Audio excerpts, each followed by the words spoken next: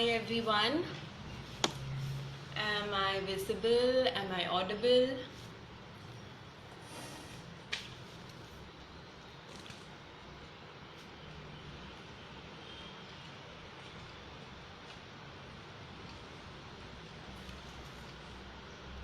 Just type in your comments so I know who's online, or I know whether I'm audible or visible.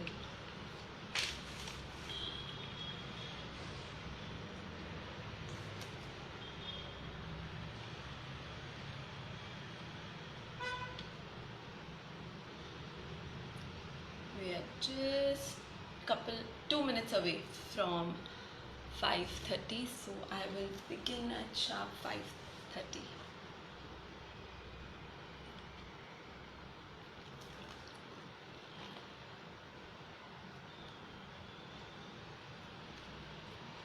Hi Lakshmi Mami.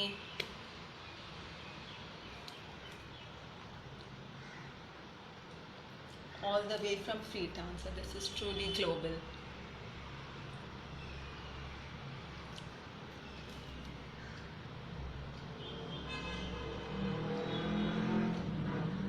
Siddhi Vaswani, hi. Can I start, Rupali?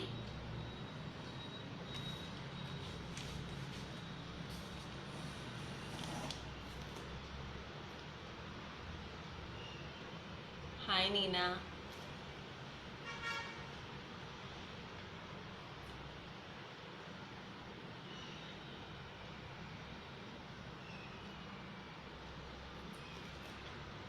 Okay.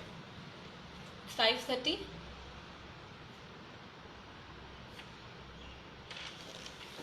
Okay. Great. Namaste, everyone.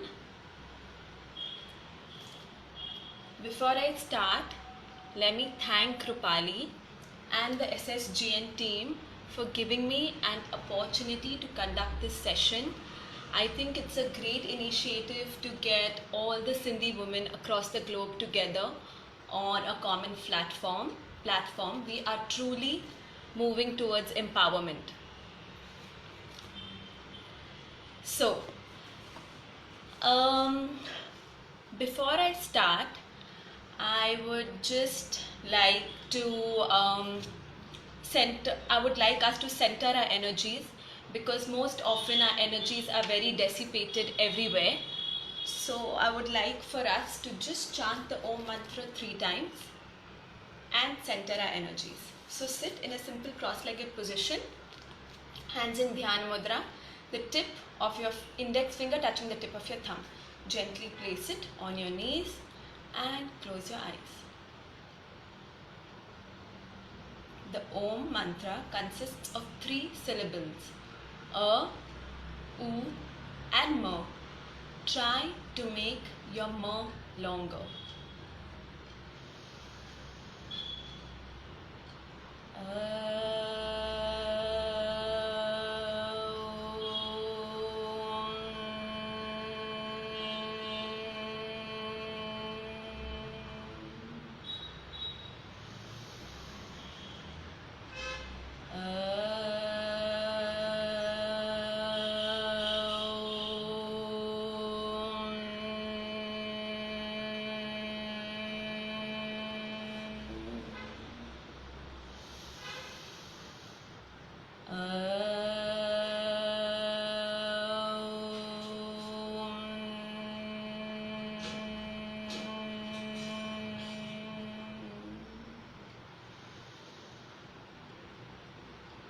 Align your breath. Gently rub your palms well. Warm palms on your closed eyes. Gentle massage to your eyes. Cup your hands over your eyes and slowly and gently open your eyes. So we are centered. So let me begin with my chosen topic, which is complete colon cleanse for increased immunity. So now I'm happy that my topic is coinciding with the end of our lockdown. Well, At least that's what most of us would hope. Or if not a complete lift on the lockdown, at least a relaxation on the lockdown. So a complete so for most of us who have not been exercising would get into our exercise regimens, and for those of us who have been exercising will probably get into a more intense exercise regimen. So to start anything new, to adopt a new practice, to adopt a new habit, you need to be open, you need to be clean. And often, due to accumulated toxins, we can't do that. So I would like you to imagine yourself being held back by thousands of chains or a couple of chains, and you want to propel forward, you want to move forward. Would you able to do so? Would you be able to do so? No. So why wouldn't we? Because the chains are holding us back. The chain is the toxins present in our body. So we need to cut the chains.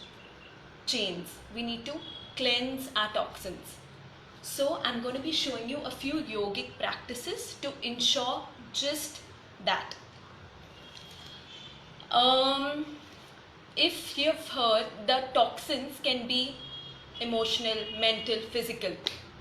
So now a lot of you would be thinking, I understand yogic practices to cleanse my physical toxins, but what about my mental? What about my emotional? So the answer to that would be, to reach anything subtle, you need to start at a gross level first.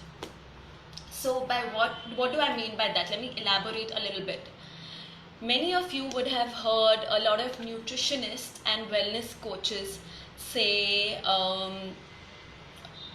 you are what you eat. So why have you ever wondered why do they say that? Because clean food, healthy food helps generate more positive thoughts, and more positive thoughts help change our entire thinking. And Dada G.P. Vaswani always tells us that thoughts are things. A repeated thought leads to action. A repeated action leads to a habit. A sum total of a habit forms our character, and our character shapes our destiny. So thoughts are very important. So we have to eat right. But what we often forget is we have to clean right. So accumulated toxins over a period of time must be eliminated, must be cleansed. So we are going to be doing some yogic practices to help us do that. Now before I get into the yogic practices, I completely forgot to introduce myself. So my name is Sachi Sabharwal, and I am a yoga instructor certified by the Ministry of Ayush, and I believe yoga definitely starts on your mat, but it does not end there. Its changes, its benefits permeate into your life, and you can see its changes in your thoughts, in your behavioral patterns and your habits. So without much further ado, the first cleansing practice I'm going to talk about is known as Shankha Prakshalan. Now these cleansing practices in true yoga terms has a word. This word is known as Kriya. So the first Kriya is known as Shankha Prakshalan. Now Shankha Prakshalan, when translated in English, literally means shell cleansing. So the structure of our intestines resembles a shell. That is to say that our intestines are coiled. So by doing this practice consistently, we clean up our entire digestive system. So this practice takes about 2 to 3 hours, and it's very intensive. So a lot of people cannot dedicate that much time. So the common practice is a less intensified version of it known as Laghu Shankha Prakshalan. So for Laghu Shankha Prakshalan, First of all, you need to practice Laghu Shankar Prakshalan on an empty stomach. So that would mean the first thing in the morning.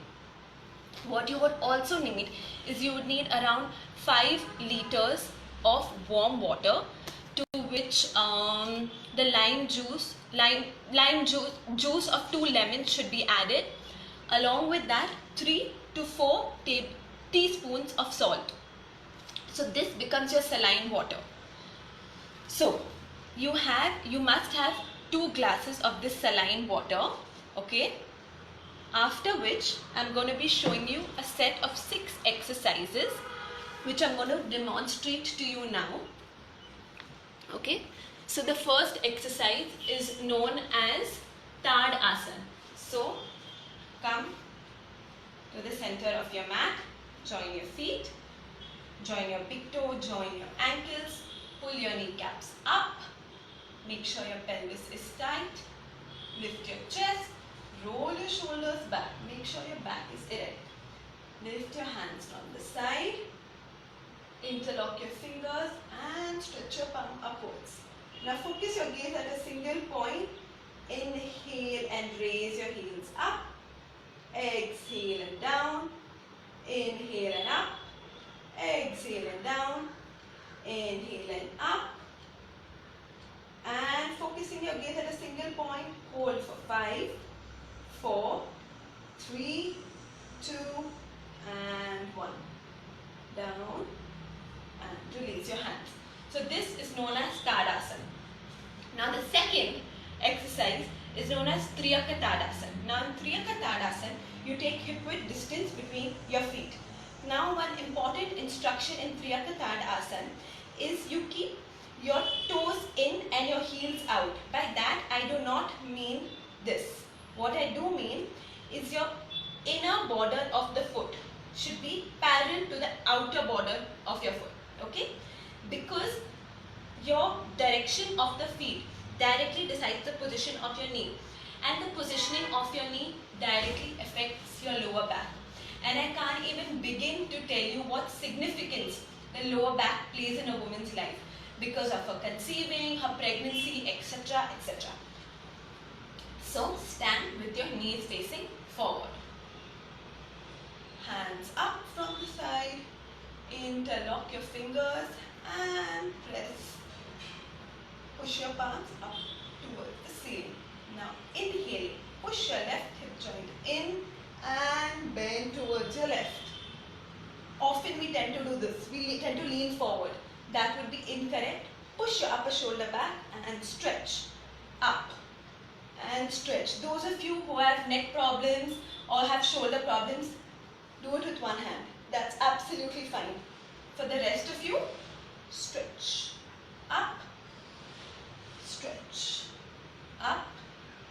Exhaling, hold for 5, 4, 3, 2 and 1 and up. Inhale. Exhaling, bend. Hold for 5, 4, 3, 2 and 1.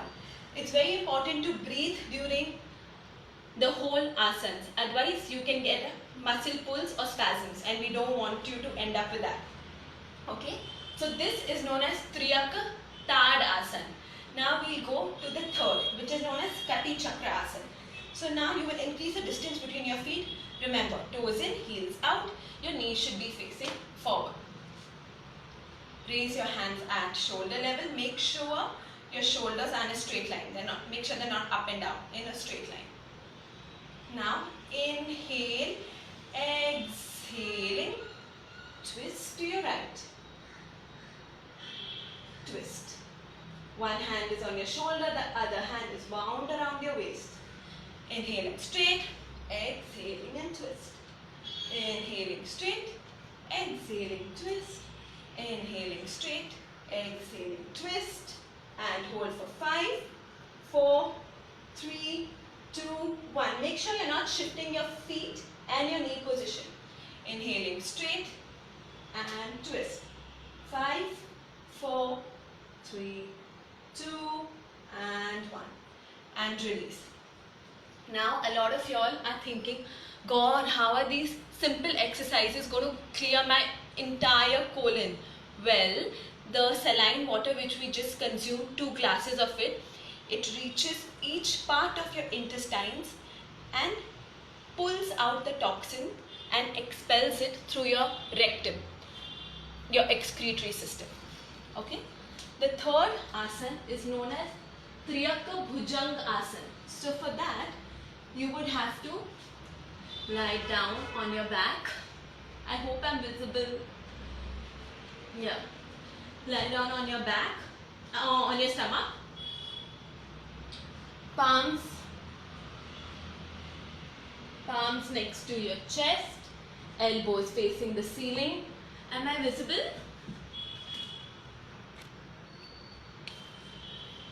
If anybody can just... Okay. Anyways, I'll continue. Elbows, palms next to your chest, elbows facing up. Keep your toes anchored. Do not stretch your toes. Keep your toes anchored.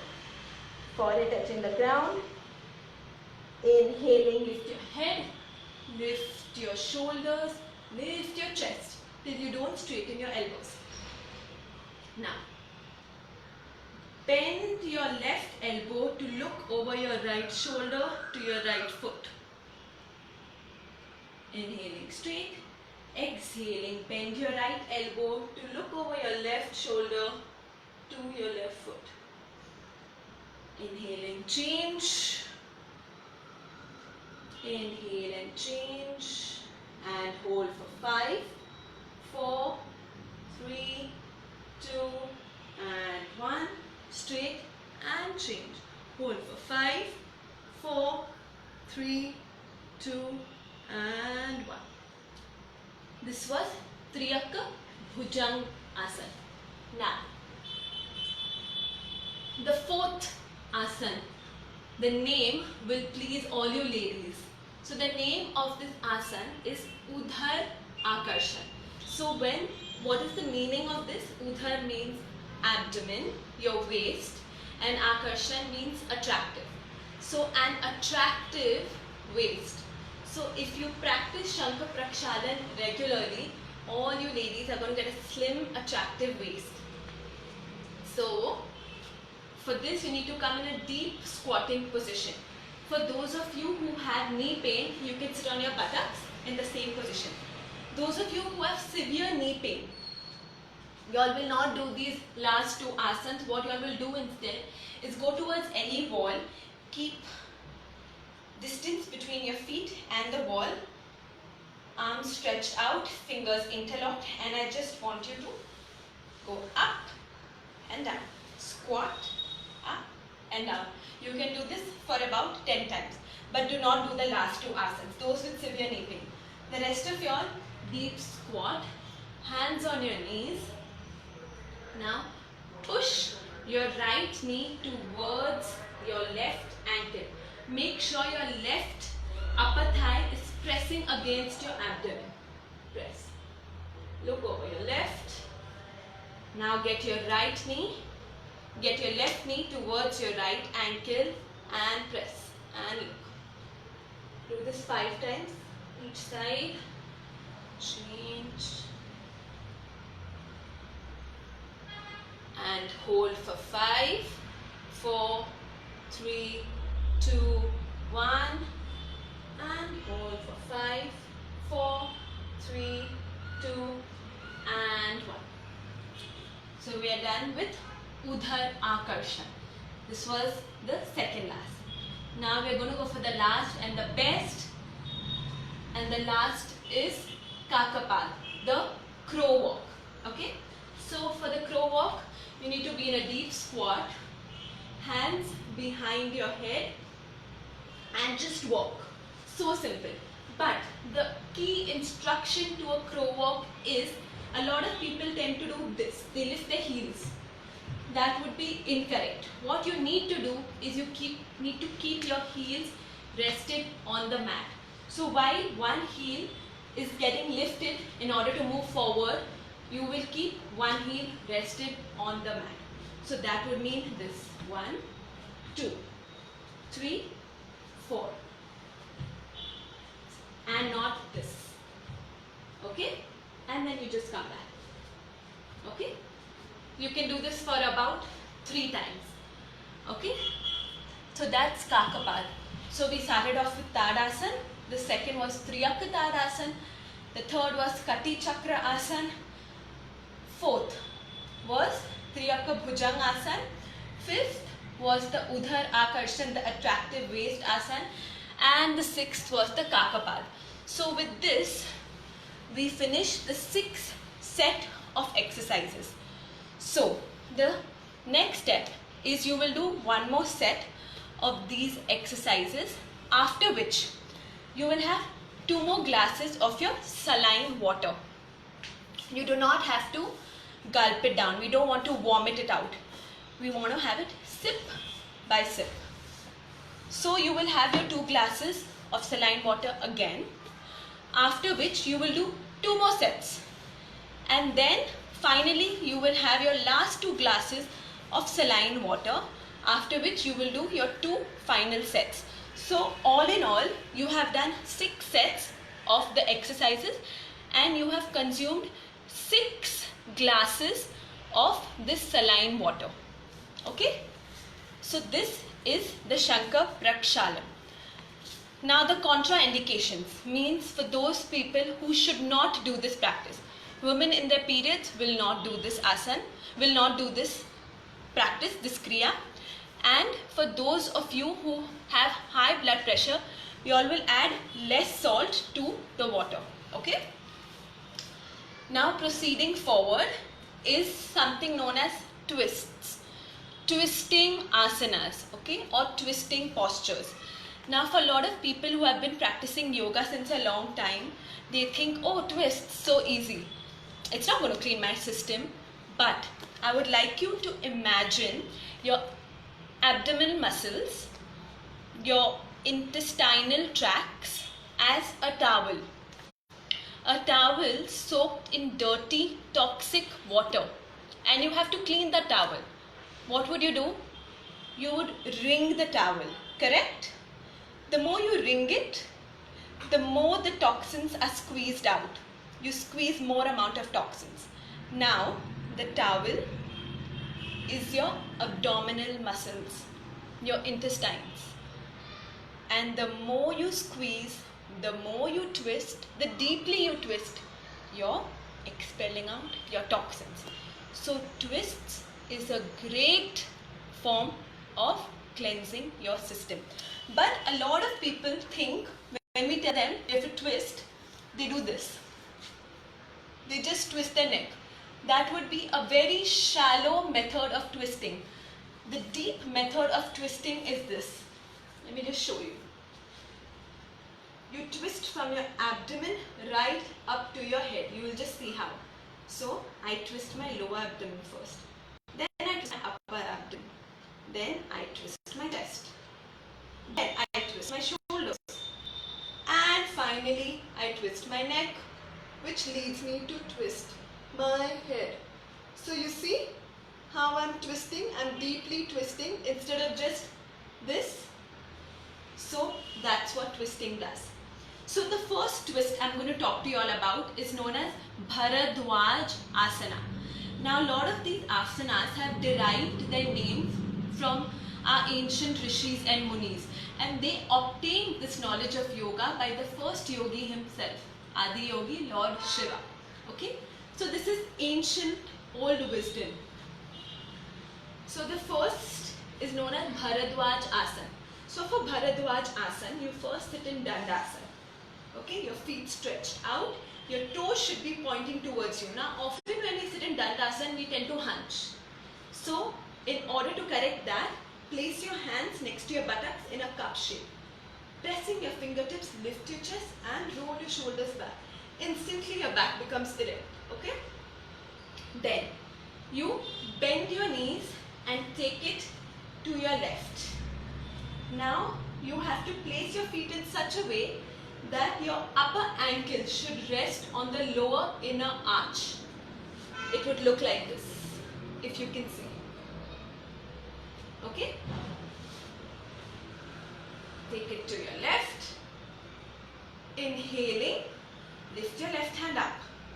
Without bending your elbow, bring your left hand under your right knee. Tuck your left fingers under your right knee.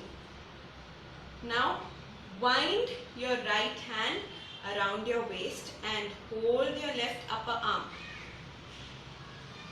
And straighten out your elbow and look towards your left.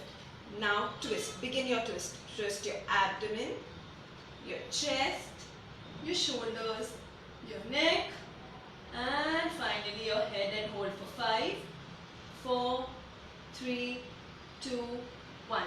Now one thing which is very important in twists, it's an important instruction, is you have to keep exhaling. Imagine your abdomen to be an expanded balloon. And if you try to twist it without exhaling, without letting out the air, it's just going to burst. So it will end you up in a lot of muscle pulls or spasms. So for that you need to keep exhaling so that you can twist effectively. Okay, change your side.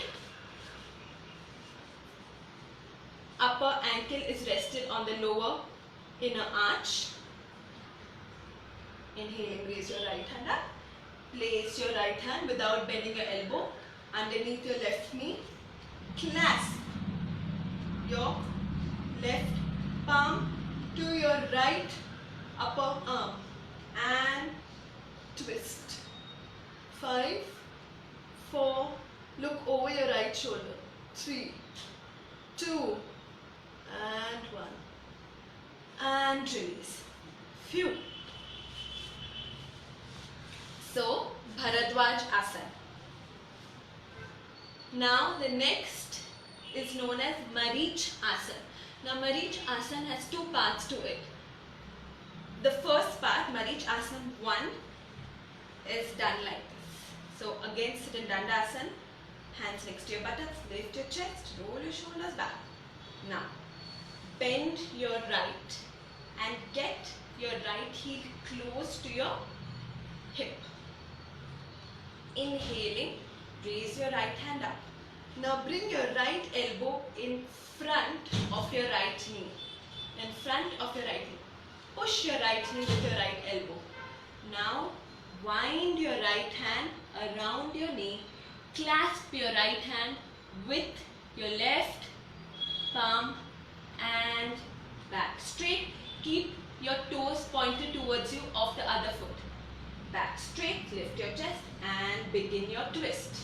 Don't forget to twist from the abdomen right up to your head. Hold for 5, 4, exhale.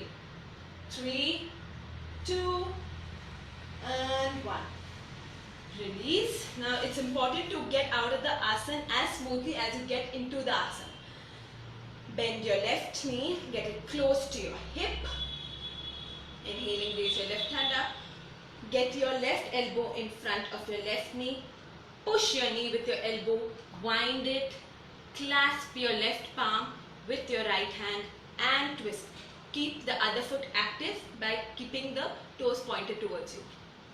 5, 4, 3, 2, and 1. Release and relax. Now, the third is Marich Asana 2. For this asana, again, Dandasana, you bend your right leg, place your right foot on the outer side of your left knee. On the outer side of your left knee. Now, in Marich Asana 1, you lifted the same hand of the leg you bent. In Marich 2, you will lift the opposite hand. So, as I bent my right, I will lift my left hand. Straight up, I will place my left elbow in front of my right knee. Okay? Now, hold your right ankle or the shin of your left foot, whatever is comfortable. Now, I've already gone into a hunch, if you can see. So, what will I do to correct that? I will press my fingertips of my right palm. I'll lift my chest. I will roll my shoulders back. I'll inhale and I'll begin my twist. I'm twisting my abdomen, my chest, my shoulders, my neck, and finally my head. My toes are pointing towards me. At this point of time, walk behind with your right hand and your fingers will be facing out. Your thumb will be facing you. And hold for 5, 4, 3, 2, and 1, and release. And change. Bend your left leg. Place your left foot on the outer side of your right knee. Raise your opposite hand up without bending your elbow. Get it in front of your left knee. Hold the ankle of your left foot or the shin of your right, whatever is comfortable. Press your fingertips, lift your chest, roll your shoulders back and begin walking behind with your left hand. Keep exhaling. Fingers out, wrist in. Keep the toes pointed towards you of the other foot. 5, 4, 3, 2, and 1. And relax. So this was Marich Asana 2. Now we'll move towards the last twist known as Ardha Matsyendraa. Now this asana has derived its name from Lord Matsyendra. There's a very interesting story. Do I have time? Yes, I do. Okay, so I'm going to tell you all the story. So, it is said to us that Lord Shiva went to a lonely island to explain to Devi Parvati the mysteries about yoga. So, while explaining to her the mysteries about yoga, there was a fish in a nearby shore which overheard everything. And while listening to the conversation Lord Shiva was having with Parvati, he laid motionless. So Lord Shiva, upon realizing this, that this fish has obtained all the knowledge of yoga, immediately sprinkled water on this fish. And this fish gained the divine form and became Lord Matsyendra, the Lord of the fishes. So and then thereafter spread the knowledge of yoga. So just imagine a fish gets a divine form and becomes the Lord of the fishes just by listening to the knowledge of yoga. Imagine if we practice yoga. So we all must practice yoga, of course according to our own capacity, because it's Lord Shiva's gift to entire humankind, which can help us achieve optimal health and true liberation.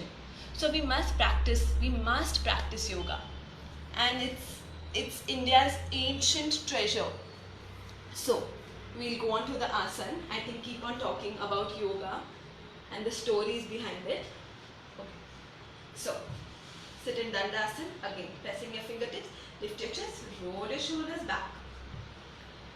Bend your left leg. Now place your left leg in front, place your right leg in front of your left knee and bending your left foot, take your heel next to your hip. Place your heel next to your hip of the left foot. Now inhaling, lift your left hand up. Again in this it's your opposite hand. Lifting your left hand up, place your left elbow in front of your right knee.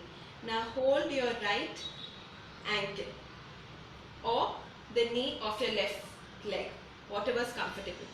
Pressing your fingertips, lift your chest, roll your shoulders back and begin your deep twist. Okay, walk back with your right hand. I'm twisting my abdomen, I'm twisting my chest, I'm twisting my shoulders, neck and finally my head. Hold for 5, 4, 3, 2 and 1. And release and change. Bend your left leg, place your left foot on the outer side of your right knee, bend your right leg, get your right heel close to your left hip. Raise your right hand up, place your right elbow in front of your left knee. Hold your left ankle, pressing your fingertips, lift your chest, roll your shoulders back and begin twisting. Walk back with your left hand. Hold for 5, 4, 3, 2 and 1. Release and relax. So now we are done with Shankha Prakshalan Kriya. We are done with the twisting asanas. Okay, so now we are going to move towards our third set of Kriya known as Agni Sar. Now what does this mean? This means Agni, fire, and Sar means to wash out. So it washes out all the toxins accumulated in your Manipur chakra, which is located at your navel. It washes out all the toxins accumulated there, and it increases the heat in your body and burns off all the toxins in your body. So for this, you need to, again, Agni Sar will not be practiced with women who have their periods, and also people who have severe migraine problems will not practice Agni Sar. Okay, so for this, come on your mat, keep distance between your feet. Now for this, your toes need to be out, your heels need to be in. Bend your knees slightly, place your palms a few inches above your knees, elbows facing outwards, make sure your elbows are straight. Okay, so for this you need to inhale, you need to exhale out completely, close your nostril if it helps you, and give abdominal jerk. So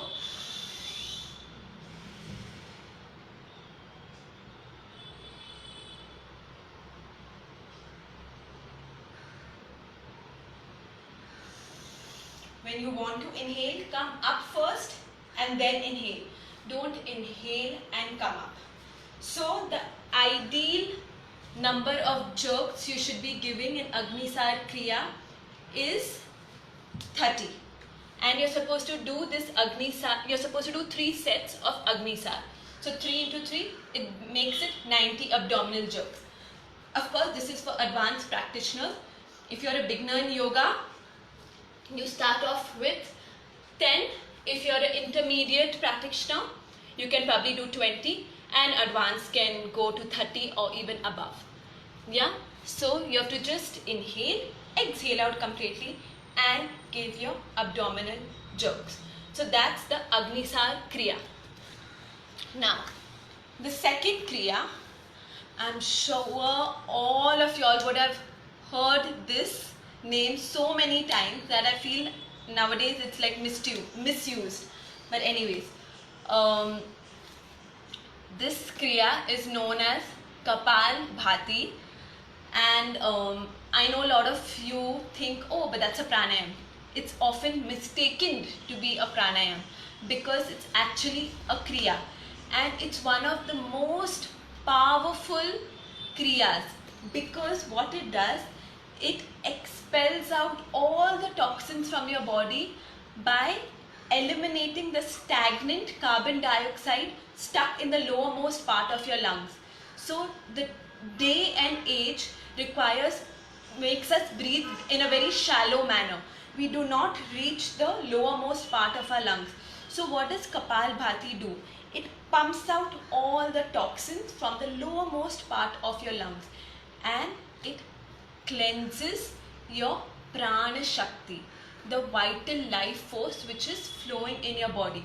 We cleansed our system of the physical toxins by our Shankha Prakshalan, by our twists, by our Agni Sar. What's even important is to cleanse the vital force of your body. So Kapal Bhati. Now Kapal Bhati also is not meant to be done with women who have their periods, and those people who have migraine or who suffer through migraine or high blood pressure will give less amount of abdominal jerks. Okay, but you must practice Kapal Bhati and you must include it in your daily routine. Okay, so in Kapal Bhati, the process of breathing is reversed. Normally our inhalation is active, our exhalation is passive. So that is reversed in Kapalbhati. Your inhalation is passive, your exhalation is active along with abdominal jerks. So this is how your abdomen would look. Again, place your hands next to your buttocks, lift your chest, roll your shoulders back. Now while practicing Kapalbhati, a lot of people complain of mid-back pain. That happens because when you're practicing Kapalbhati, subconsciously your chest tends to drop. Okay? That's why you get mid-back pain. So keep your chest lifted at all times. Okay? Hands in Apan Mudra, the tip of your middle two fingers touching the tip of your thumb. Gently place it on your knees. Close your eyes. Inhale deeply, exhale out completely, and start. Your jerk should be inward and they should be upward.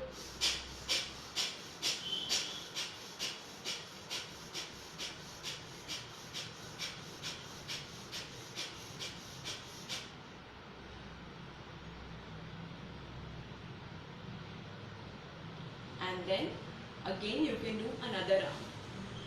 So now the ideal count in Kapalbhati is 120 strokes. But if you are a beginner, you can always start off with 30, intermediate go about to 60, 70, and of course an advanced practitioner can go about 220 or even more. Now the second exercise, the second breathing exercise which I'm going to be showing you all is something known as Bhastrika Pranayam. Now what is Bhastrika Pranayam mean? It means blacksmith bellows. Okay, so the sound which is emitted during this exercise resembles the sound which is emitted from a blacksmith, the bellows of a blacksmith. So in Bhastrika Pranayam, our inhalation is active, our exhalation is active along with the abdominal jerks. In Kapalbhati, our inhalation was passive, but the difference in Bhastrika Pranayam is this: your inhalation is active. So just observe.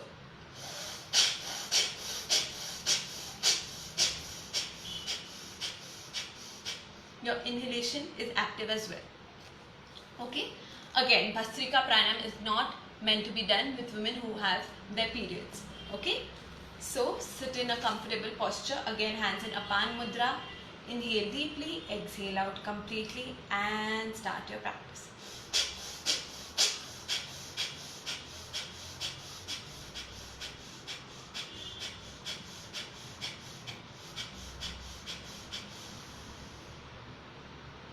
Stop when your abdominal muscles feel tired.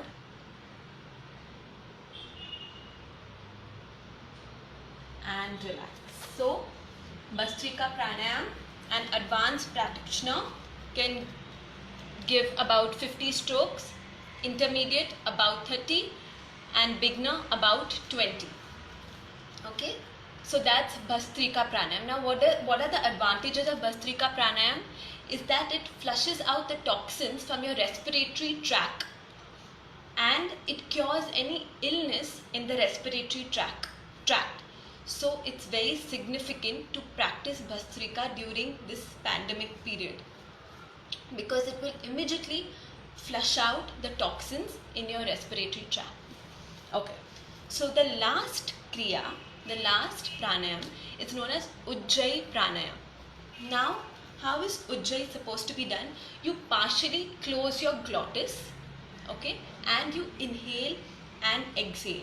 Now, the thing about toxins is accumulated toxins over a period of time turn into phlegm. Okay, so Ujjayi Pranayam instantly removes this phlegm. Okay, so you tighten your throat muscles. So this is how it's going to sound. Just listen carefully. Hands in Apan Mudra, the tip of your middle two fingers touching the tip of your thumb. Tighten your throat muscles and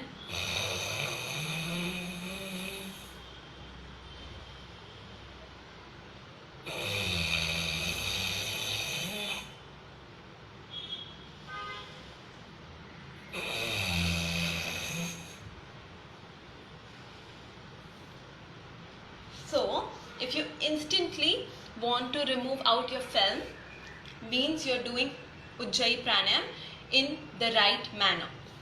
Of course, it's little complex, so if you don't get it in the first shot, it's absolutely okay. With practice, it'll come. But it's very effective because it immediately removes, and if you tend to cough after Ujjayi Pranayam, means you're doing it in the right manner. You immediately flush out all the accumulated toxins over here. So all infections, if any virus, it immediately is expelled out. Okay, so that is Ujjayi Pranayam. So there are no do's and don'ts for Ujjayi Pranayam. Everybody can practice Ujjayi Pranayam. So we started off with Shankha Prakshalan.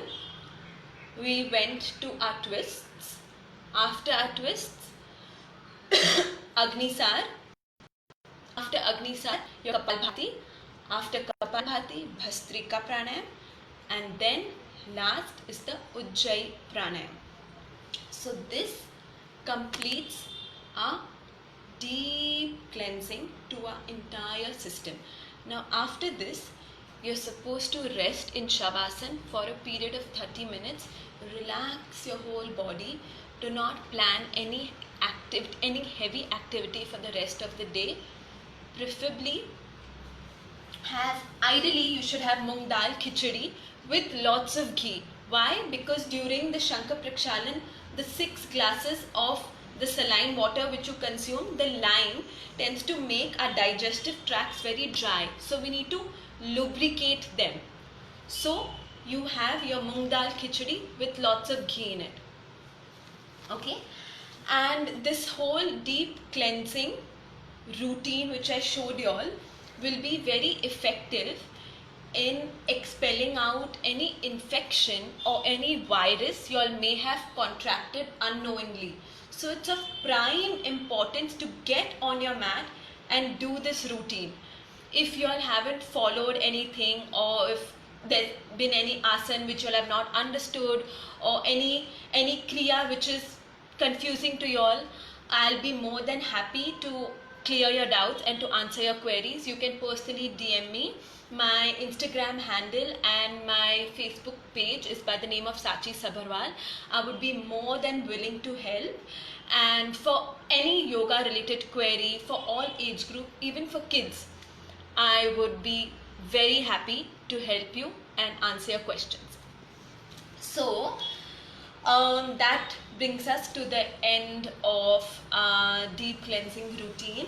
And since we are on a Sindhi platform, this is for all the Sindhi ladies out there. I tried my best. मूंखे उम्मीद आहे ता सभिन के मुंहिंजो ही yoga session वणियो हूंदो. That was just a small attempt. Please forgive me if I made any mistake.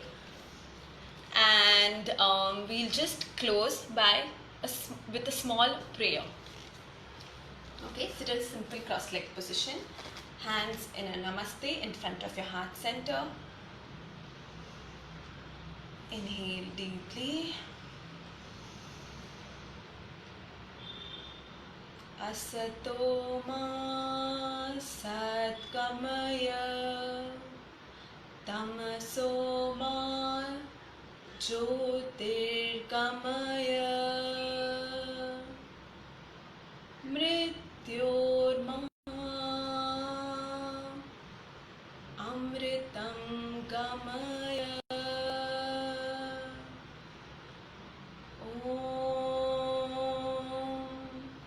Shanti, Shanti, Shanti.